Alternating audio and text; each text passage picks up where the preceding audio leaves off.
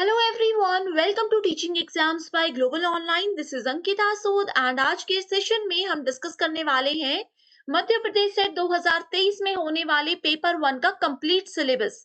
आप सभी स्टूडेंट्स को ये पता होगा कि पेपर वन सभी उम्मीदवारों के लिए कॉमन पेपर होता है, कंपलसरी पेपर होता है। एंड आज हम इसी को डिस्कस करने वाले हैं डिटेल में कि अपडेटेड सिलेबस एग्जैक्टली क्या है, कैसे आप लोगों को इसकी तैयारी करनी है। एंड सिलेबस में ही मैं आप लोगों को बताऊंगी कि टोटल 10 यूनिट्स में से कौन कौन से वो इंपॉर्टेंट और हर साल पूछे जाने वाले टॉपिक्स हैं जिनको आपको बिल्कुल भी मिस नहीं करना है। तो आप सभी स्टूडेंट्स इस वीडियो में, इस डिस्कशन में एंड तक जरूर बने रहिएगा।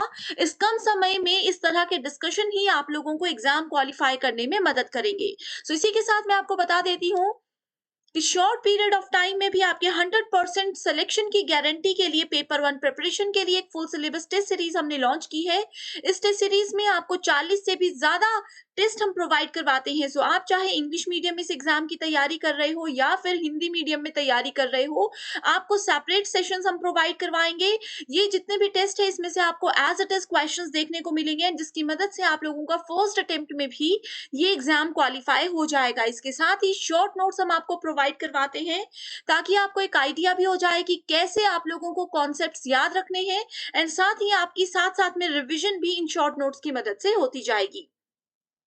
इस एग्जामिनेशन का लेटेस्ट सिलेबस क्या है, एग्जाम में पूछे जाने वाला लेटेस्ट पैटर्न क्या है, किस तरीके के क्वेश्चंस एग्जाम में पूछे जाते हैं, इन सभी चीजों को ध्यान में रखते हुए ही ये टेस्ट सीरीज बनाई गई है जिसमें सभी 10 यूनिट्स के हर एक इंपॉर्टेंट और रिपीटेड टॉपिक को भी कवर किया जाएगा। 100% इसमें से आपको एग्जाम में क्वेश्चन देखने को मिलेंगे, तो आप सभी इसको आज ही ज्वाइन कर लीजिए। इसके लिए नंबर्स पर आप व्हाट्सएप के थ्रू कॉन्टैक्ट कर सकते हो एंड इसके लिए आपको फीस पे करनी है सिर्फ 999। इसके अलावा स्टूडेंट्स फ्री वीडियोस के लिए ग्लोबल ऑनलाइन ऐप को डाउनलोड कर लीजिए। डाउनलोड करने के बाद स्टोर सेक्शन पर जाओगे तो सर्च बार में आपको लिखना है एमपी सेट। आपके सामने कंप्लीट कोर्स आ जाएगा। जैसे ही आप इस पे क्लिक करते हो इसका ओवरव्यू आप देख सकते हो। देन कंटेंट सेक्शन पर क्लिक करते ही आपके सामने यहाँ per unit wise separate folders हैं जिसके अंदर फ्री वीडियोस भी हैं। 2000 से भी ज्यादा एमसीक्यूज वाला पीडीएफ है जिसमें हर एक क्वेश्चन के सॉल्यूशन के साथ एक्सप्लेनेशन आपको मिलेगी। एंड इसमें से questions as it is syllabus में आपको देखने को मिलेंगे। एंड जिस 40+ टेस्ट की बात मैं कर रही हूँ वो टेस्ट यहाँ पर आपको दोनों लैंग्वेजेस में देखने को मिल सकते हैं। तो आप आज ही इसको ज्वाइन करके अपने ड्रीम की ओर एक स्टेप आगे बढ़ा सकते हो। तो आप इन नंबर्स पर कॉन्टैक्ट करके इसकी पूरी जानकारी भी आज ही ले सकते हो। सो इसी के साथ स्टूडेंट्स बढ़ते हैं डिस्कशन की ओर। तो सबसे पहले जैसे कि आपको पता ही होगा कि इस एग्जामिनेशन में हमारे पेपर पैटर्न को दो सेक्शंस में डिवाइड किया जाता है, paper one and paper two. Paper one सभी उम्मीदवारों के लिए कॉमन पेपर होता है, कंपलसरी पेपर होता है एंड ये 100% आपका एग्जाम क्वालिफाई करने में मदद कर सकता है। पेपर वन की अगर हम बात करें तो पेपर वन में टोटल 10 यूनिट्स होती हैं एंड इसमें आप लोगों से टोटल 50 एमसीक्यूज पूछे जाते हैं। एक एमसीक्यू का वेटेज जो है वो 2 मार्क्स है, यानी कि ओवरऑल अगर हम देखें सो 100 मार्क्स का ये पेपर आपका होता है। एंड इसमें जो 10 यूनिट्स होती हैं उसके नाम आपके सामने है।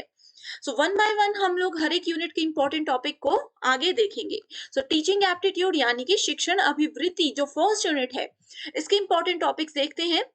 सबसे पहला क्वेश्चन जो एक एक्सपेक्ट कर सकते हो वो आप करोगे लेवल्स ऑफ टीचिंग में से, जिसमें हमारे पास 3 लेवल्स हैं, memory level, understanding level and reflective level. इनके जो सेकेंडरी नेम्स हैं वो आप लोगों को याद होने चाहिए। इसके अलावा इनके जो मेन ऑब्जेक्टिव्स है, किस कंडीशन में कौन से लेवल पर हम काम कर सकते हैं, ये एग्जाम में पूछा जाता है। कुछ रियल लाइफ एग्जाम्पल को ध्यान में रखते हुए ये भी आप लोगों ने जरूर पढ़कर जाना है। इसके अलावा एक और टॉपिक है जो कि आपको सिलेबस में नहीं दिखने को मिलेगा लेकिन एग्जाम में पूछा जाता है। इस टॉपिक का नाम है ब्लूम्स टैक्सोनॉमी।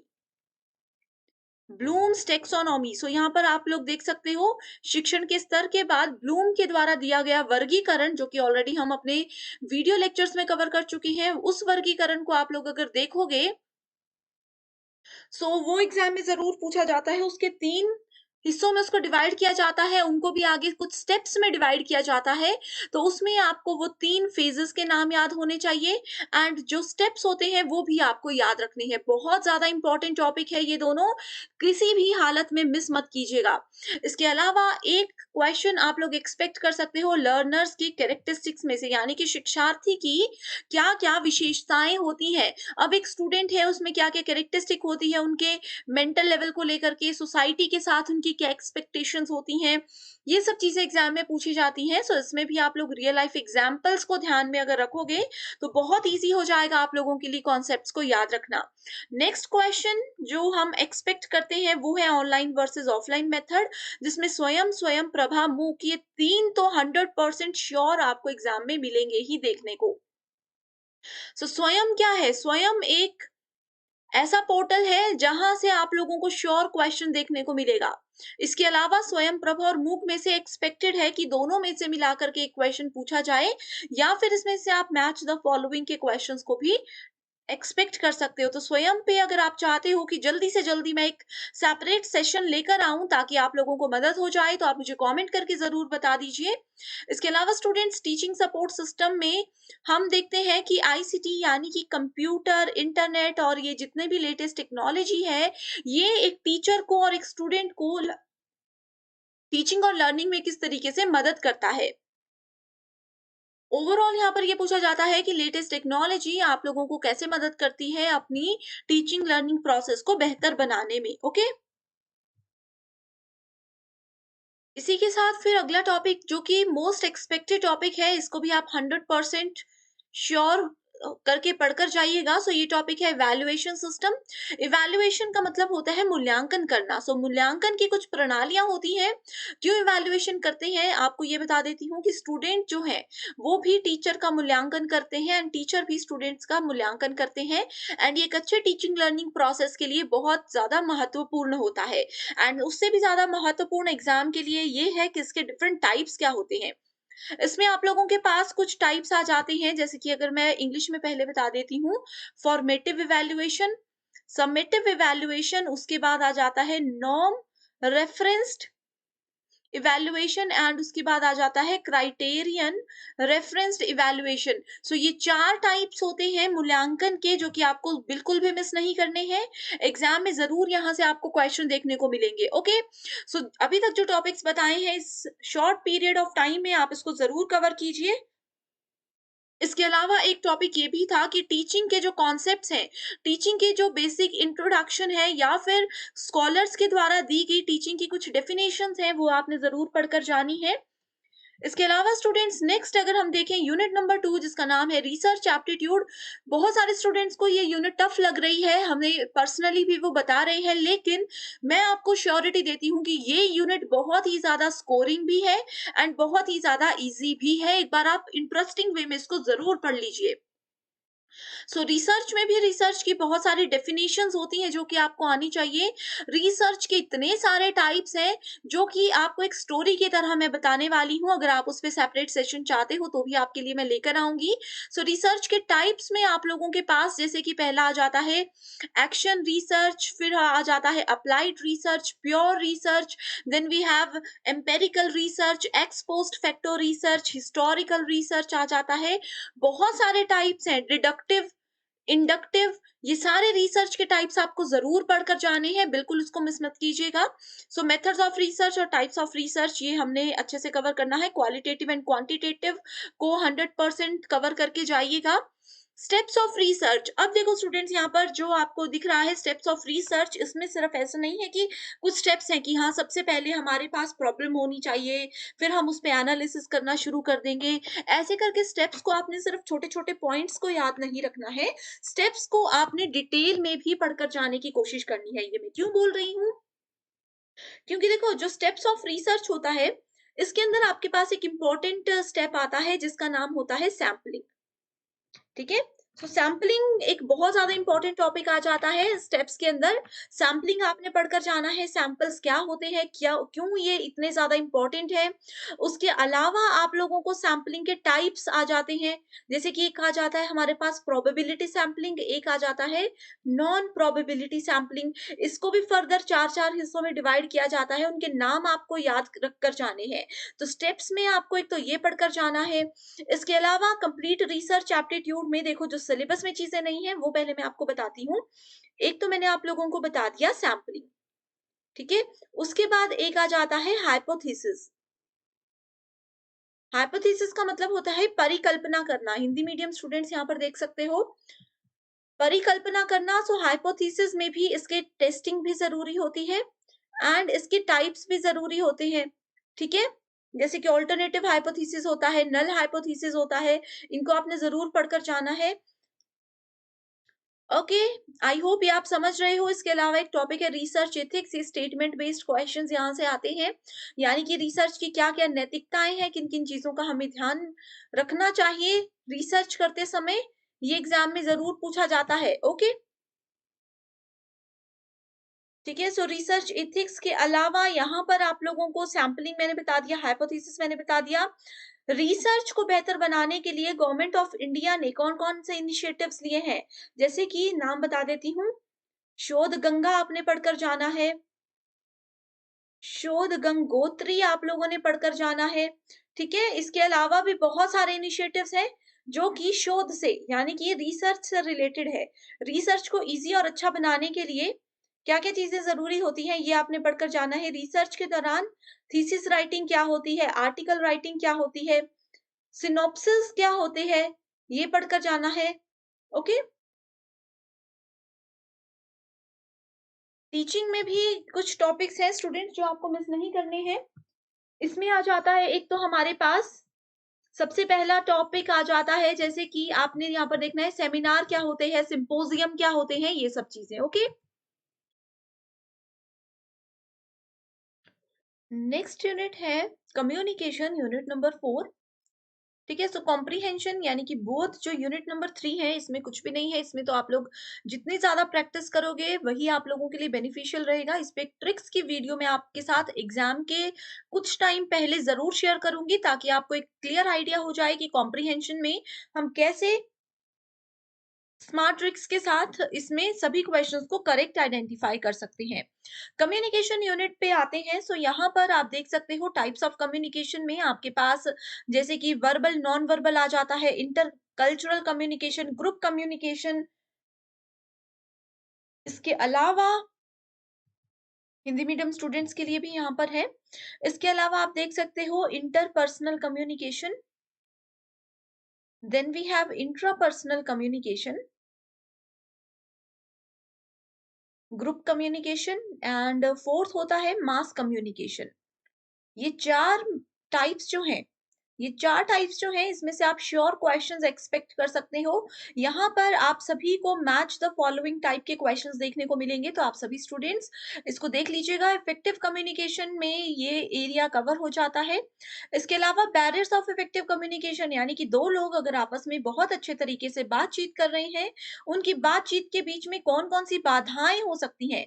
जैसे कि नॉइज़ हो सकता है, आस-पास के लोगों ने बहुत शोर मचा रखा है, तो 2 लोग बीच में क्लियरली बात नहीं कर सकते, या फिर ये हो सकता है कि पर्सन ए जो है वो इंग्लिश में बात कर रहा है, पर्सन बी जो है वो मराठी जानते हैं सिर्फ, उसके अलावा कोई लैंग्वेज नहीं आती, तो ये एक लैंग्वेज कम्युनिकेशन में बैरियर हो सकता है, ठीक है। सो इस तरह के डिफरेंट बैरियर्स होते हैं जो आपको एग्जाम में पूछे जाते हैं।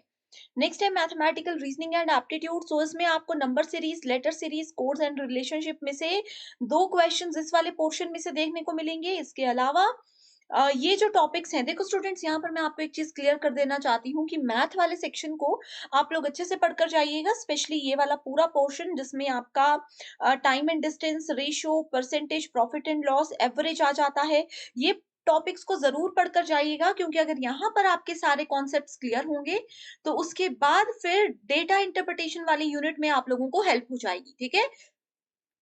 इस यूनिट में अलग से कुछ भी नहीं पढ़ना, इसमें सिर्फ आप लोगों को टेबल चार्ट या फिर पाई चार्ट के फॉर्मेट में क्वेश्चंस दिए जाएंगे, जो कि सारे के सारे परसेंटेज, एवरेज, रेशियो के बेस पर होते हैं। सो इसके लिए आपको अपनी मैथ वाली यूनिट को स्ट्रॉन्ग कर लेना है।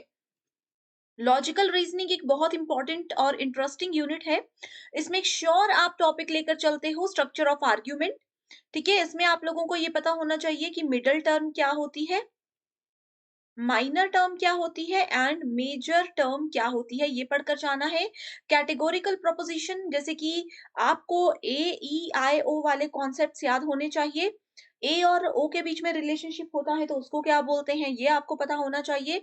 अगर आप लोगों ने अभी तक ये नहीं पढ़ा है तो चिंता मत कीजिए, इस यूनिट को मैं डिटेल में आप सभी के साथ शेयर करने वाली हूँ। सो इसके साथ ही स्टूडेंट्स इवैल्यूएटिंग एंड सॉरी, यहाँ पर आप सिर्फ ये पढ़ लीजिए डिडक्टिव एंड इंडक्टिव रीजनिंग। इसकी कुछ डेफिनेशंस हैं, जिसको आप लोग सिर्फ प्रीवियस ईयर क्वेश्चंस की मदद से भी अगर कर लेते हो तो भी आपके लिए काफी रहेगा। उसके बाद आते हैं इंडियन लॉजिक पर। इंडियन लॉजिक में प्रमाण, प्रत्यक्ष, अनुमना, उपमना ये आपको पता होना चाहिए। Classical, Indian school of logic के जो 6 स्कूल्स होते हैं, इन सब के नाम आपको याद होने चाहिए, जिसके अंदर आपका न्याय फिलॉसफी बहुत इंपॉर्टेंट है। ठीक है, ये एग्जाम में जरूर पूछा जाता है। हेत्वाभ्यास पूछा जाता है। हेतु में से आप लोगों को क्वेश्चन देखने को मिलेगा। सो इस वाले सेक्शन में भी स्टूडेंट्स ऐसा रहता है कि जितना ज्यादा पढ़ोगे उतना कम है। तो यही सजेशन रहेगा कि पीवाईक्यूज कर लीजिए, एंड मैं अपनी वीडियोस में आप लोगों को जितना बताऊंगी उतना भी कर लोगे तो भी आप लोग इसीलिए अच्छा स्कोर कर सकते हो। ठीक है, सो ये है युक्ति युक्त तर्क यूनिट। नेक्स्ट आ जाते हैं information and communication technology ICT, यानी कि कंप्यूटर बेस्ड यूनिट है ये। इसमें जनरल एब्रिविएशन एंड टर्मिनोलॉजी में से एक क्वेश्चन आपको देखने को मिल सकता है। इसमें आपको फुल फॉर्म्स पूछी जाएंगी, जैसे कि सीपीयू की फुल फॉर्म क्या होती है, एएलयू की फुल फॉर्म क्या होती है। ठीक है, इसके अलावा आप लोगों से फुल फॉर्म्स ही पूछी जा सकती हैं, तो आप मुझे इन दोनों की फुल फॉर्म कमेंट करके बताइए, ताकि मुझे पता चल जाए कि आप लोगों के कॉन्सेप्ट क्लियर हैं या नहीं। अगर आपको इसकी फुल फॉर्म नहीं आती तो एक चीज मैं बताती हूँ, गूगल पे सर्च कीजिए और फिर मुझे कमेंट करके बताइए। इससे क्या होगा, आप सर्च करोगे, टाइप करोगे, तो आप लोगों को इसकी फुल फॉर्म याद हो जाएगी और एग्जाम में आएगा तो आपको बहुत हेल्प हो जाएगी। ठीक है, इसके अलावा आपको ईमेल जरूर पढ़कर जाना है। ईमेल में कुछ टर्म्स होती हैं, सीसी, बीसीसी। ठीक है, ये आपको पढ़कर जाना है। फाइल्स को कैसे अटैच किया जाता है, ये आपको पढ़कर जाना है। इसके अलावा आप लोगों को यहाँ पर दिखेगा नहीं सिलेबस में, बट एक टर्म है इनपुट आउटपुट डिवाइसेस, ये आपको पढ़कर जानी है। इस पे भी वीडियो मैं आपके लिए जल्दी से जल्दी लेकर आऊंगी। हार्डवेयर क्या होता है, सॉफ्टवेयर क्या होते हैं, ये आपको पढ़कर जाना है। ठीक है, इसके अलावा students audio conferencing, video conferencing में से आपसे ये क्वेश्चन पूछा जा सकता है। मान लीजिए कि आपसे पूछा जाएगा व्हाट्सएप जो है, जिसको हम सभी यूज करते हैं, व्हाट्सएप पे क्या आपको ऑडियो और वीडियो कॉल करने का ऑप्शन मिलता है, या फिर जूम आपने देखा होगा ऑनलाइन मीटिंग्स क्लासेस के लिए यूज होता है। जूम क्या हमें ऑडियो वीडियो कॉन्फ्रेंस के लिए अलाउ करता है या नहीं करता है। इस तरीके से बहुत सारे एप्लीकेशंस के नाम दिए होंगे, आपको बताना है कौन कौन ऑडियो वीडियो कॉन्फ्रेंसिंग के लिए हमें परमिशन देता है। ठीक है, सो आईसीटी से ये पढ़कर जाना है। इसके अलावा आईसीटी में जितने भी वीडियोस मैं आपके लिए लेकर आऊंगी, ठीक है, डिजिटल इनिशिएटिव्स जो गवर्नमेंट ने लिए हैं, ठीक है, वो आपको आने चाहिए कि आईसीटी यानी कि कंप्यूटर और इंटरनेट का यूज करके एक टीचर को क्या फायदे हो सकते हैं, एक स्टूडेंट को क्या फायदे हो सकते हैं, एंड इन सब चीजों को लेकर के कौन सी एप्लीकेशंस बनाई हैं, वो आ सकता है। जैसे कि हमने स्वयं पढ़ा, मूक पढ़ा, स्वयं प्रभा पढ़ा, ये सब चीजें भी इस यूनिट के अंदर कवर की जा सकती हैं। ओके, नेक्स्ट यहाँ पर हिंदी मीडियम स्टूडेंट्स भी देख सकते हो। नेक्स्ट है unit number 9, people development and environment. Sure question MDG और एसडीजी से देख लीजिए। Millennium development goals and sustainable development goals, इसमें आपको पता होना चाहिए टोटल नंबर ऑफ गोल्स कितने हैं। ठीक है, आपको पूछा जा सकता है कि मान लीजिए मिलेनियम डेवलपमेंट गोल्स में से 5वें नंबर पर कौन सा गोल आता है, या फिर आप लोगों को ये पूछा जा सकता है कि इक्वालिटी, इक्वालिटी कौन से नंबर का गोल है एमडीजी के अंदर। तो इस तरीके से क्वेश्चन पूछे जा सकते हैं। एक ट्रिक के साथ, एक पोयम की तरह मैंने आपको ये बताया है। अगर आपने वो वीडियो अभी तक नहीं देखी है तो जरूर देख लीजिए। Human and environment interaction, anthropogenic activities and there impact on environment, ये इतना ज्यादा पढ़ने की जरूरत नहीं है, बस आप लोग एंथ्रोपोजेनिक एक्टिविटीज के बारे में पढ़ लीजिए। एयर पॉल्यूशन, वाटर पॉल्यूशन, इसका थोड़ा थोड़ा पढ़ लीजिए कि किस वजह से होता है। आप लोगों को सोलर एनर्जी के बारे में जरूर पढ़कर जाना है। आप लोगों को जो भी अर्थक्वेक कभी आया, आपको पता है कि पूरे देश में 2 से 3 बार अर्थक्वेक आ चुका है। ठीक है, और भी कंट्रीज में अर्थक्वेक आया है, तो उसका क्या रीजन होता है, क्यों अर्थक्वेक आते हैं, तो उसके बारे में पढ़कर जाना है।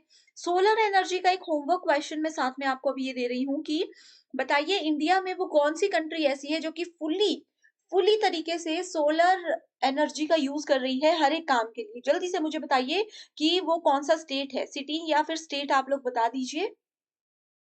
नेचुरल हजार्ड एंड डिजास्टर में आप लोगों से पूछा जाएगा, जैसे कि मान लीजिए सुनामी, अर्थक्वेक, बाढ़ आना, ये सब चीजें नेचुरल हजार्ड है या फिर डिजास्टर है, किसकी कैटेगरी में आते हैं, ये आपको पता होने चाहिए। And most important articles, Montreal protocol, Rio summit, biodiversity, Kyoto protocol, Paris agreement, solar international solar alliance ये पढ़कर जाना है।